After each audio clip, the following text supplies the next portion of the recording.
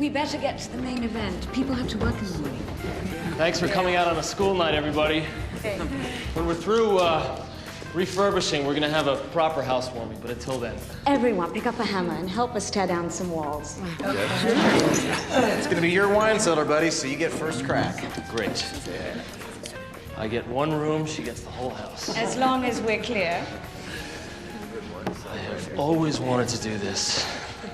All right, everybody, stand back. I'm not sure my homeowner's insurance covers blows to the head.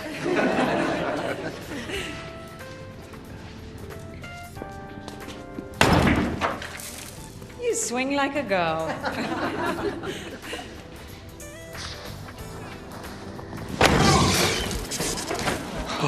Here goes the music.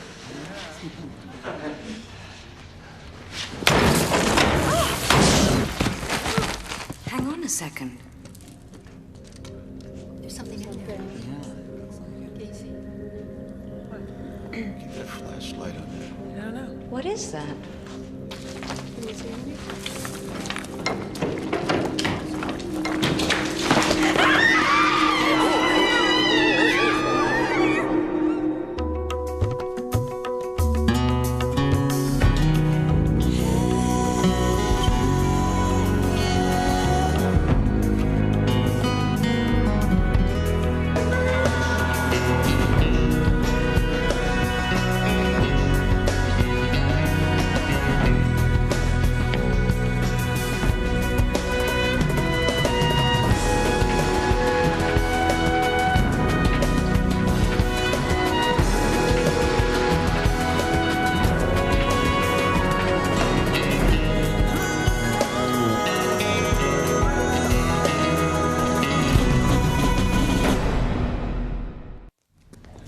Hey, Larry, what can you tell us?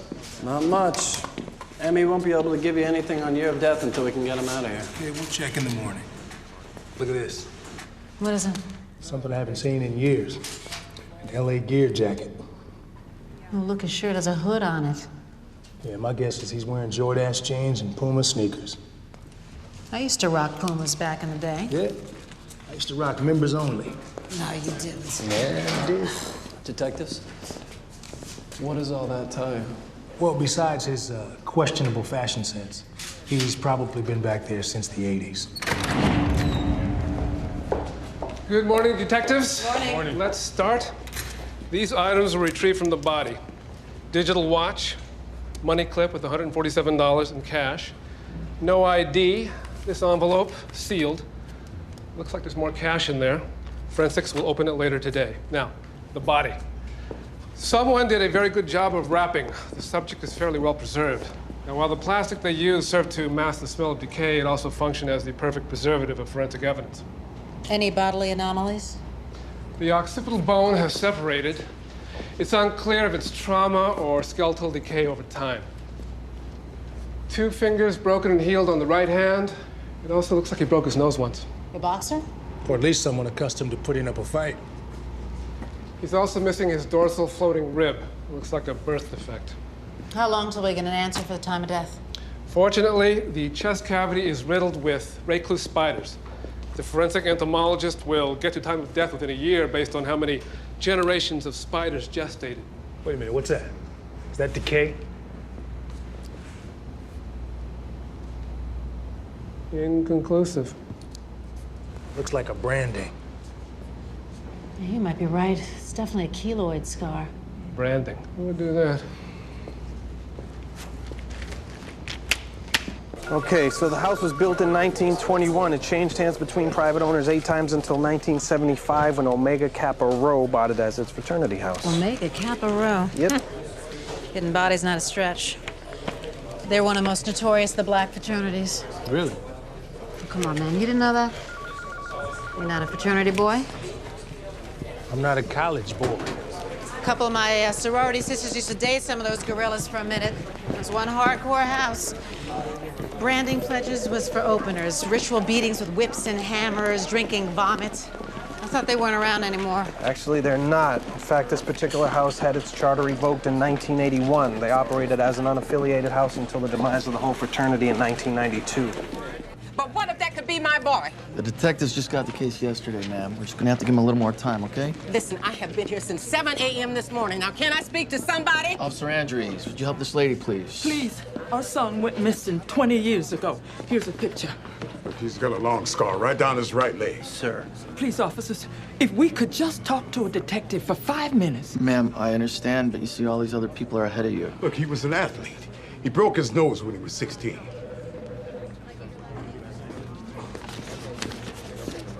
Last name? Rami. First name? We were so poor people lend us money. So when Dennis got a full football scholarship, it was like we won the Irish sweepstakes. He was the first in either family to go to college. Ever since he was a child, we kept on saying, "You college material, baby." Hard-working kid. Board work till he dropped it unless somebody stopped him. When your son went missing in '84, the police report states that he may have been the victim of a robbery or a suicide. Yeah, we was told that. But we never believed it. He had so much to live for. But we had to move on. I mean, after a while, you run out of tears. So we buried our boy in our minds years ago. But if it is our son, he deserves a proper burial. Dennis joined a fraternity. Omega Kappa Rho. That's all he could talk about. He was so excited that they had accepted him. Now, did his fraternity brothers give him any tattoos or markings? Not that we know of. So is it true that they wrapped Dennis in plastic and buried him in a wall? We don't know if it's your son. Well, it's somebody's boy. How can someone do that? Did Dennis have any unusual physical characteristics? What do you mean? Anything we can use to make an accurate identification. He was born without one of his ribs. Doctors said it would affect his breathing, but he was fine. Do you have our son? We're still searching for answers, sir. The parents reported Dennis missing October 20th, 1984, the day after homecoming weekend. The original police report says that his car was found at the beach. There were also some stolen items in his room, a Walkman, CD player, some things that his frat brothers had been missing. He was also going to be cut from the football team, so the assumption was suicide. Maybe it was. Maybe he wrapped himself in that plastic and climbed into the wall. Hey. What you got on 84? 1984, Omega Kappa Rho had 41 actives and pledges, or line brothers, as they called them. Yeah, well, the way I see it, if you're going to stuff somebody inside a wall, you either move very far away or you stay close. Well, let's start with close. All right. 9 of them still live in the LA area. Great. Let's get to knocking on some doors. Well, maybe we can save on the shoe leather. Tomorrow, let's host ourselves an Omega Kappa Rho reunion. All right. Raymond Washington, Kevin Dunnigan, Greg Hamer, Judge Carl Bouchard, John Federa. Perfect attendance. Call from Homicide Division tends to clear a man's schedule. Blue shirt. He keeps looking at the mirror. Raymond Washington. Could be nerves. Or maybe he's used to being in an interrogation room. What about the red sweater? Kevin Dunnigan. What's his deal? Guilt, poor social skills. That square-ass head of his. What about the well-put-together one, Marvin Lloyd? Yeah, I've heard of Marvin Lloyd. School teacher in Watts. Teacher of the year, if I'm not mistaken. You see something? It's what I'm not seeing. And these frat boys haven't seen each other for a while. Even under these circumstances, there should be a fair amount of glad-handing. Well, who isn't happy to see each other? Let's start with Blue Shirt. Homecoming weekend, 1984. What about it? Any idea where you were that week? I was a junior. And? That was my junior year abroad, London and Amsterdam. You have any way of proving this? You can ask my wife. That's when I met her. Homecoming, 1984. Yes? I know it's been a long time, but do you remember your whereabouts that evening? Yes. You do? There was a huge party, an Orwellian theme. 1984, get it? I was there, maybe a few pounds lighter, a little more hair. Why remember so much about some random party? That's the night I met Libby. Libby? Is that your girlfriend? For the night. Let's say there's a first time for everything. We had to go outside into the bushes behind the house because my roommate was passed out on my bed. There was no place else to go because the house was being remodeled and there was construction crap every place else. Wait a minute. Outside was our last choice. First, we tried the chapter room in the basement. You were allowed to go there when you had a sure thing. But it was locked. I remember hearing voices, so I knocked. Come on, man, I needs the room. Owen? Was Dennis in the chapter room? Yeah, he was. Dennis? Step off, Black. So what was he doing in there? I don't know. Except for hookups, Line Brothers were never allowed to hang out in there. Chapter room was used for lineups, meetings, initiations. So what kind of initiation? Wild ass stuff. Medieval. They do things with car batteries. They made some guys eat dog food. And there were always the paddles. They doused guys with beer and God knows what else. One time I heard they strung a Line Brother up on a rope and wailed on him. Is that what was happening to Dennis? I don't know. I didn't find out. 5 minutes later, I didn't care. You said you heard voices. Who else was in the room? I don't remember. What? A little while later, I came back inside to get us some beers before round 2. This was back in the day when there still was a round 2, if you know what I mean. At any rate, that's when I saw 3 guys come up from the chapter room. It was Greg Hamer, Marvin Lloyd, and Carl Bouchard. Greg Hamer, Marvin Lloyd, Carl Bouchard. I don't know about you, but I'm getting the feeling that 20 years ago, before they were the dedicated, successful pillars of society they are today, that one of these men, or all of them, wrapped Dennis Roming in a sheet of plastic and buried him inside a frat house wall.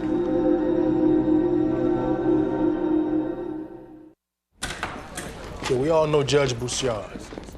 We know a little bit about Marvin Lloyd, but what do we have on Greg Hamer? Well, he's a self-made millionaire. He and his longtime companion, John King, started a photocopying chain in the 90s. Let's see what they have to say. Well, let's take the soft cells. Stay out of the interrogation room for as long as possible. Who gets who? I'll take Judge Bouchard. I went to school with a lot of guys like him. They're all proper now, but back in the day, they were beer-drinking, toga-wearing maniacs who loved to swat each other on the butt with paddles. Well, go get him. Joel, you take Hamer. Got it. You take Marvin Lloyd. Done. Principal Lloyd. A vice principal. My mistake. Please.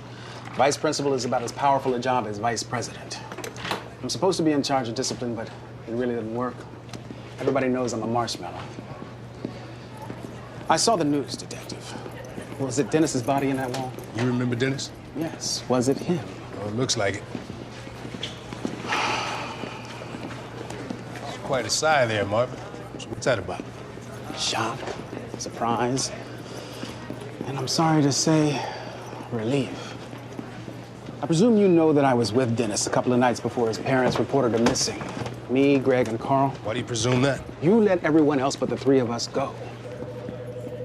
We were with him the night of the homecoming party, and for the last 20 years, I blame myself, us, for his death. Did you put his body in the wall? No, nothing like that. God, no. Detective, how much do you know about Dennis Roming? Not much. We suspected him of stealing from his fellow brothers. Do you know that?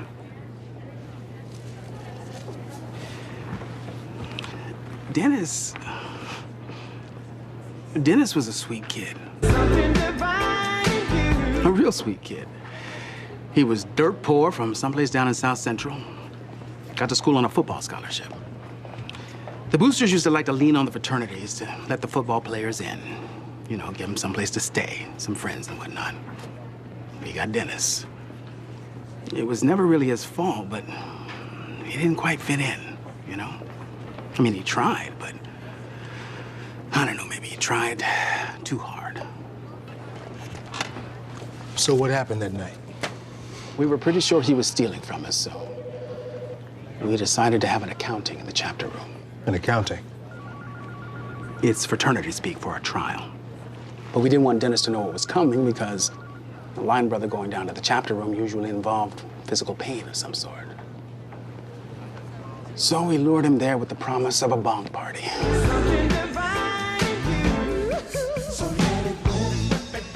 Did you take our stuff, Dennis? We tried asking him some questions. Tell us, man. The weed was brutal, and he got so high he thought we were all kidding. So we decided to leave him there. Give him a chance to come down a little bit. When we went back an hour later, he wasn't there.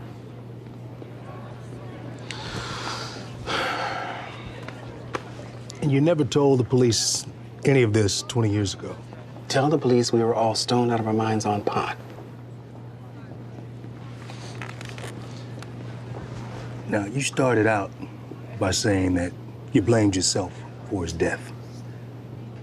Well, I couldn't help but think, I don't know, maybe he wasn't as high that night as we thought he was. You know, maybe he was pretending. Maybe he was listening to everything we were saying about him. I mean, we found out later that he was about to be cut from the football team. Maybe it was just too much for him. And so he drowned himself. Right. Except that he didn't drown himself, though, did he?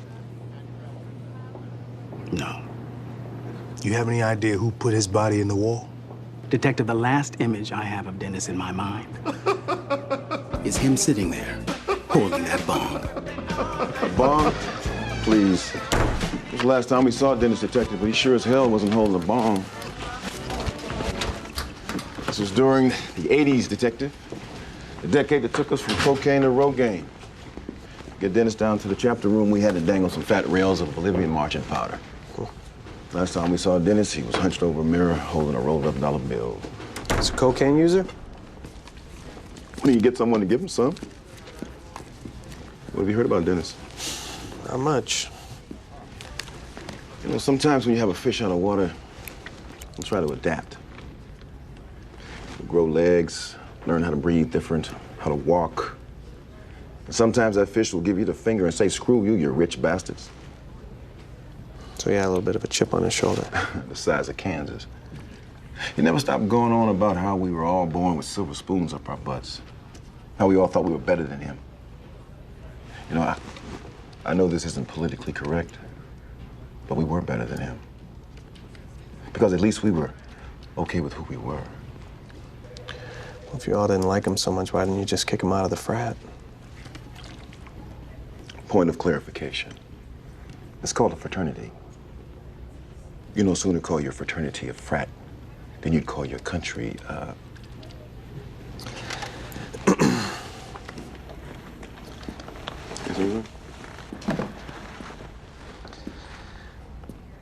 Why didn't you just kick him out of the fraternity? I could never figure that out. Either he had friends in high places or he had a picture of someone with a goat. He was blackmailing someone? I'm joking. It's probably just pressure from the football boosters. And that was the last time you saw him in that room? Yeah, we asked him some questions about the missing stuff. Where'd you get this money? From my trust fund, Brother Carl. Where'd you get this Walkman, thief? But he was too high to answer. So we left him alone, let him come down. When we came back, he was gone.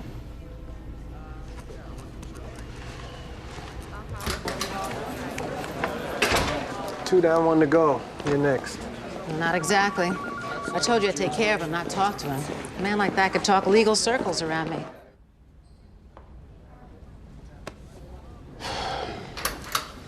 Catherine, I thought you'd forgotten about me. How could I ever forget you, Judge? I was expecting Detective Pierce. Well, she's attending to other matters right now. Shouldn't you? Me? Nah. I'm a full-service DDA. I know what's going on here. Are Greg and Marvin being interrogated as well? Interviewed. Coffee? Sure, why not? Detective Pierce brews her own. French roast. Smart move. I can't stand the swill that they pour downstairs. How do you like it? Black. Ah. Me too.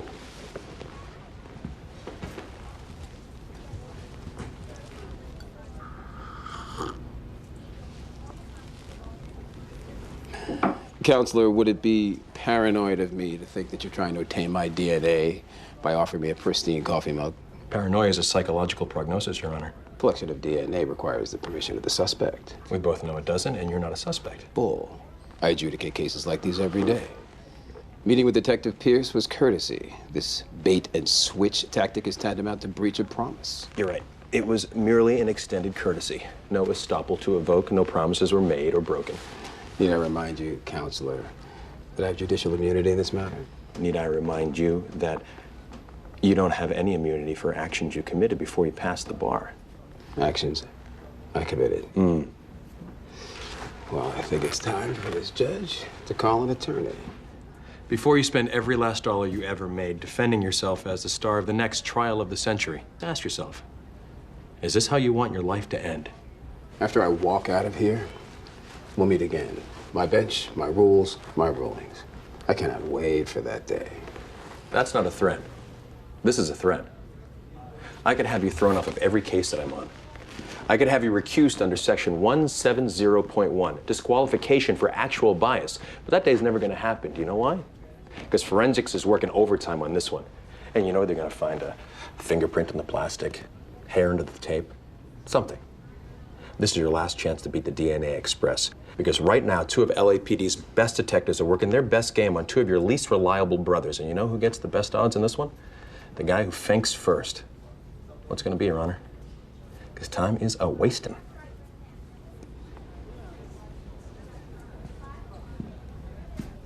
Told the others that if we got attorneys at the jump, it would just draw attention. I also said that there's a good chance that no one would be able to connect us to Dennis and this whole thing would just slide by. But well, that's not the only reason I said no lawyers.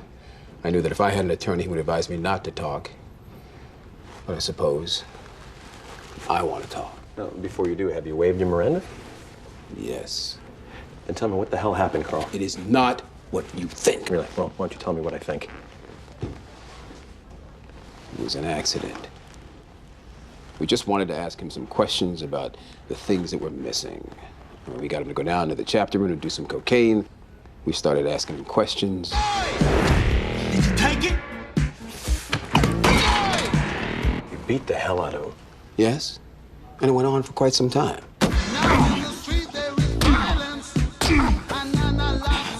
You damn thief! No, you got the wrong man, Holmes. I ain't no thief.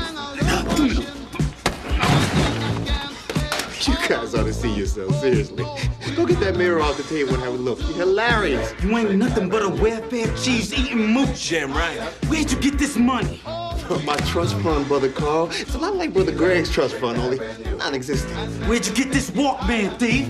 From the same place Brother Marvin got his. The getting place. Get him up off the floor. Can't stand to see his sorry ass face for 1 second more. We left him there to think it over. It's the last time any of us saw him alive. Electric Avenue. We went back upstairs to the party. About an hour passed. We went back down to the chapter room.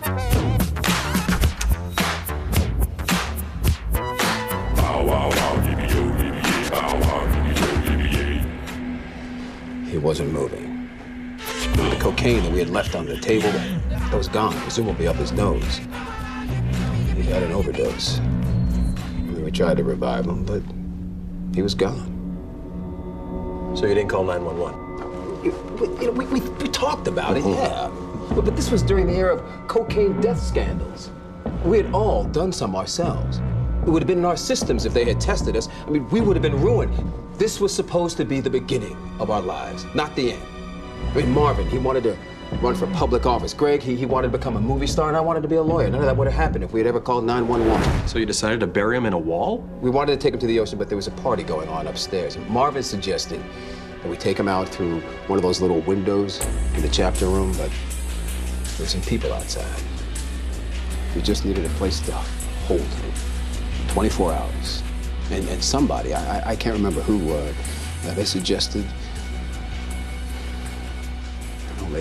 the wall. And how did you do it? The chapter room was a sty. We were in the middle of having a remodel. You know, in a way, I suppose we were kind of lucky. The construction crew had left behind everything we needed to hide the body.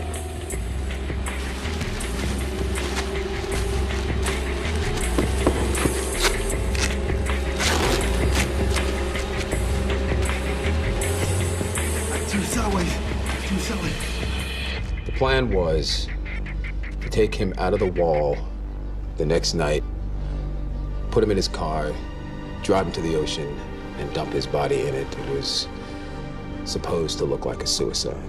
And what went wrong? We were all so hungover the next morning, we overslept. I was making my way through the party wreckage on the first floor when I heard the sounds.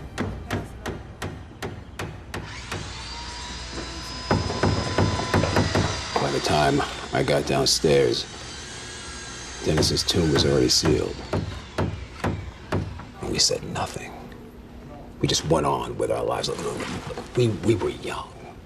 All right, and yes, what we did was bad. Illegal, yeah. But it still doesn't change the fact that Dennis Roming died of an accidental, self-induced drug overdose. What about the cracked skull?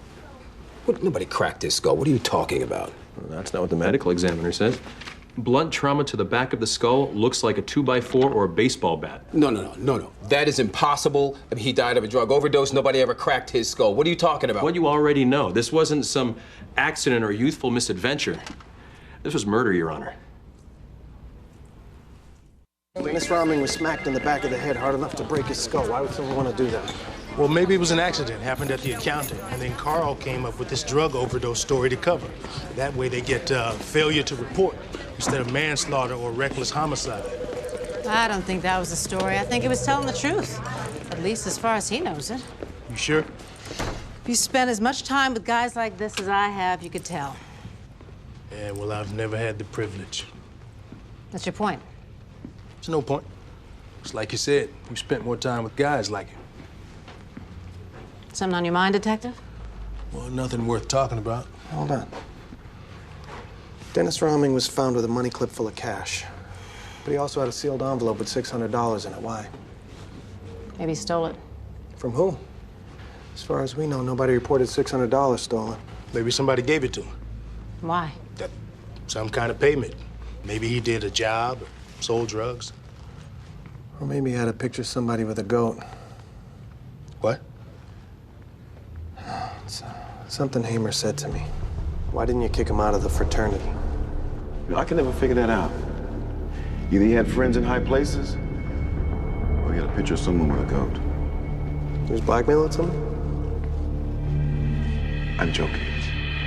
Oh, maybe he wasn't joking. So who was Dennis blackmailing? I don't know. Are they still doing DNA tests on the saliva from the envelope seal? Sure. But it won't come in for weeks, and we might not even get anything. Right, but Greg Hamer won't know that. You like wasting my time, Greg? What? Why was Dennis blackmailing you? Excuse me? You heard me. Dennis was blackmailing you. Why? Dennis wasn't blackmailing me. Then why'd you give him a sealed envelope with $600 in it? We found the envelope, Greg. It was in Dennis's pocket.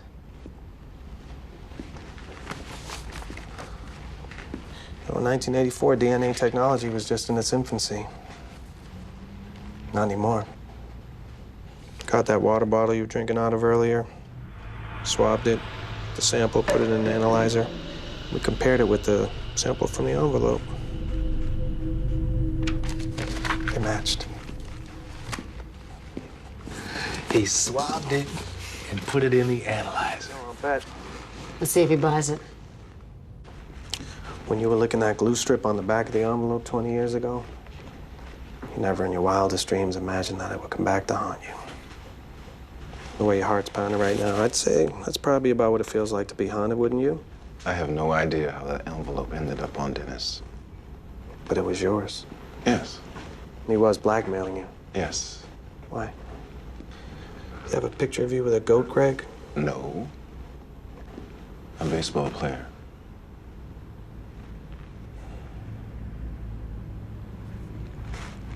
Threaten out you? We didn't call it that back then. Back then, it was telling the world someone was in life.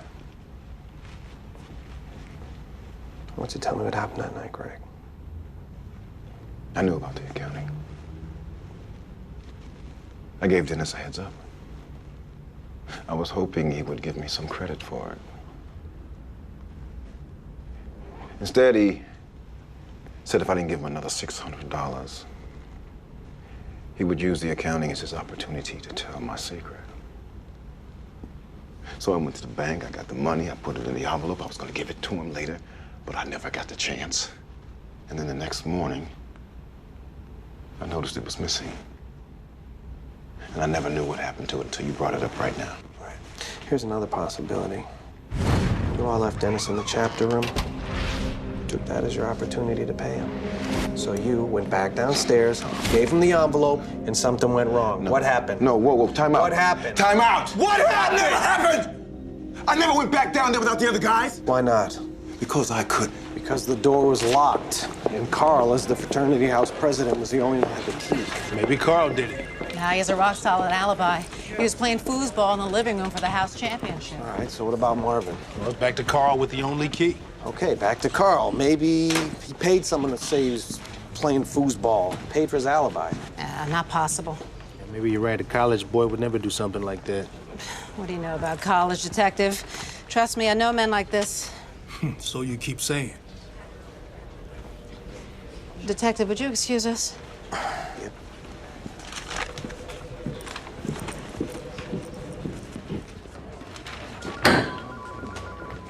So what is your problem? My problem? What is your problem? You got an issue with being the poor black child from the hood? I don't want to hear it. That's your problem. You can sling insults all you want to, because you're the one who's fronting, because you're from the hood just like me, and you know it. Bobby, you better check yourself. You know nothing about me. No, I know all I need to know about you. You know what I'm saying? Because you give yourself away. Your little clothes, your little attitude, your college education. They all say uptown, but you ain't fooling me. You were born poor, raised poor, and no matter how bougie you act up here, you're still poor. Well, you got one thing right. I did go to college. And the fact that you didn't or couldn't is your failing. My failing? Mm-hmm. Failing. I chose not to go to college. I had the full ride. I made a military choice to defend my country so that people like you could go to college, graduate, and come out and look down your noses at people like me. Boy, I am from Clancyville, North Carolina. We were poor, rural poor. None of your fancy-ass city poor. I only have one TV and no cable. We drank powdered milk and ate government cheese. When I got a full ride to state school, I worked hard, damn hard, to learn how to speak properly so I could fool the likes of them. Yeah, so you could forget where you came from. No, so I could fool the likes of Judge Carl Bouchard and all the Marvin Lloyds of the world into thinking that I, too, was born with a silver spoon in my mouth. Now, we shouldn't really be doing this, Bobby. Come on. Have you heard a word I said? Yeah, powdered cheese and stuff. Powdered milk. You mix it with water, it turns blue. What is it? I know who killed Dennis Rami.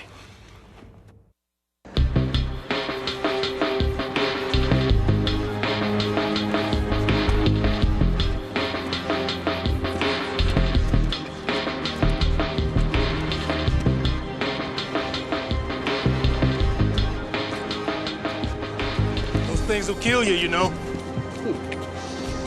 Detective, how'd you know to look for me here? You know, we can spot our own. You? Well, I quit 9 months ago. Better man than I am. Dennis Rami was a despicable, blackmailing creep, wasn't he? Now, you told me he was just a poor, sweet kid who was just trying to fit in. But he wasn't that at all, though, was he, Marvin? No. Dennis was a mean-spirited jerk with a chip on his shoulder. He was contorted by envy and self-hatred. That poor sweet kid, the one who was trying to fit in, that poor kid was you, wasn't it, Marvin? You know what? They have this thing online where you can pull up old college yearbooks, high school yearbooks. That's you in college.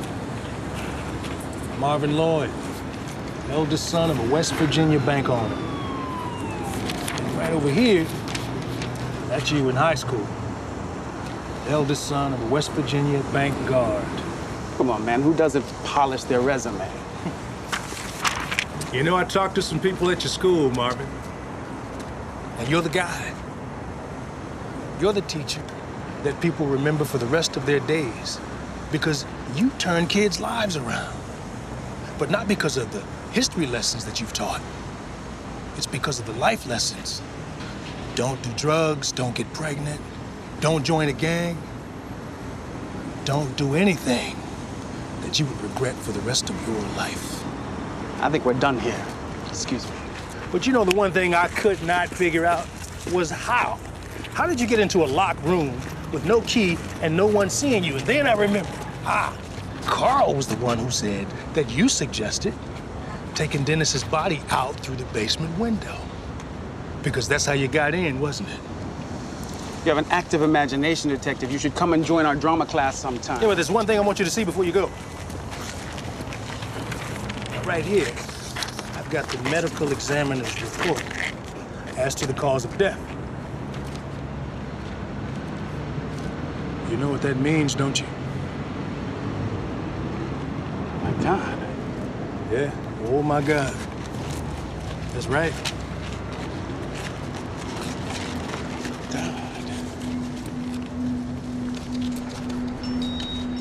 I don't know why I felt I had to have those stupid things. I mean, a Walkman, for God's sake. Dennis saw me take it. He was always sneaking around. You don't know, detective, he really was an awful person. He said I had to give him money. Money I certainly didn't have. A couple of weeks later, he comes to me and says that Greg has told him about the accounting. He said that Greg was going to pay him $600 later that night to keep some secret. He didn't tell me what Greg's secret was, but he said he wanted the same from me. I didn't have $6, let alone 600. But I said I would get it as long as he kept his mouth shut in the chapter room. Which he did. But barely. You guys ought to see yourselves. Seriously. Look at the mayor off the table and have a look. You're hilarious. You ain't nothing but a welfare cheese-eating mooch. Damn right, huh? Where'd you get this Walkman, thief? In the same place as Brother Marvin. The getting place. Get him up off the floor. I don't want to see your sorry ass. As I took him back to the couch, he says that his price has just gone up. My nose is bleeding, chump. It's an even 1,000.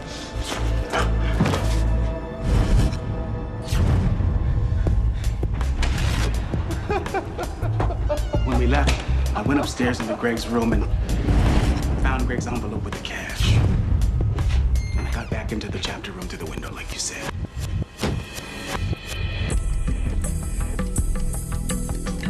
So when I get there, Dennis is doing a line of coke. I give him the money, and he says that it's a good start. Now it's 1,000. What? He says he wants $1,000 every month. And so when he bent over to do another line of coke, yeah, I lost my mind. But there was no pulse, no breath. And so I just sat him back up on the couch. And I went back out the window the way I came in. You know the rest. But I tried to make up for it, detective. I found a job in a school near where he grew up. I like to think I made some kind of difference. And I kept telling myself, you've paid your debt.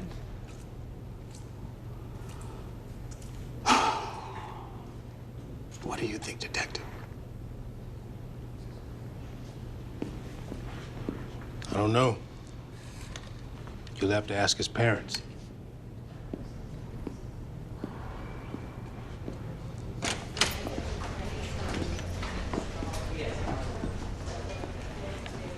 Have a seat. We have positively identified the victim found at the Omega Kappa Rho fraternity house as your son, Dennis. Are you sure? Your interview with us, as well as other physical evidence, makes us sure.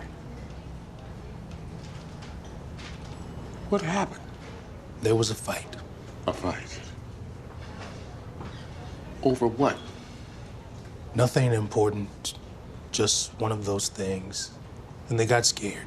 Why would anybody want to fight Dennis? He was a good boy.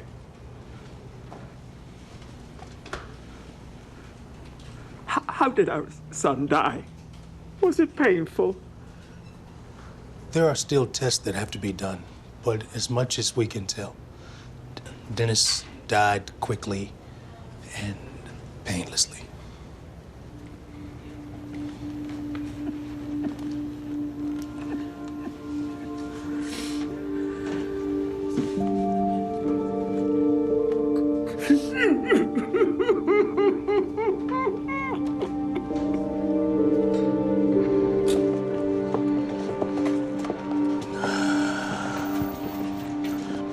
I chose the military because of my family. I mean, my brother was in, my uncle was a lifer. And I guess I was just afraid that I wouldn't fit in college. I was afraid, too. It's terrifying. Not nearly as terrifying as being shot at in Kuwait.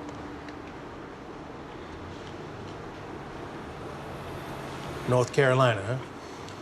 Yes, sir. Yeah, well, that's nice and all, but I'm afraid you don't really know poor, because we were so poor. We couldn't afford the measles. Well, we were so poor, all we ate was jam sandwiches. 2 pieces of bread jammed together. You know that's my joke. Isn't it? Yeah. Your son really wasn't a good boy, was he? No, but they don't need to know that, or the truth about how he died. I mean, Dennis may have been a nasty, blackmailing creep, but he did not deserve to die like that. The medical examiner's report as to the cause of death.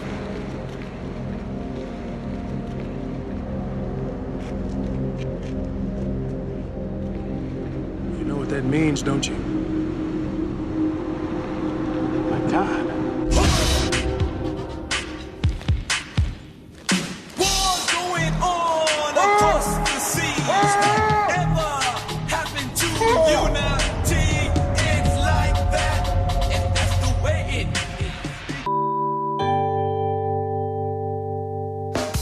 Hey, tonight, slip into those PJs and stay up late for NBC's Saturday Night Live. Tonight, hosted by Jack Black with the music of John Mayer. Your local news is next.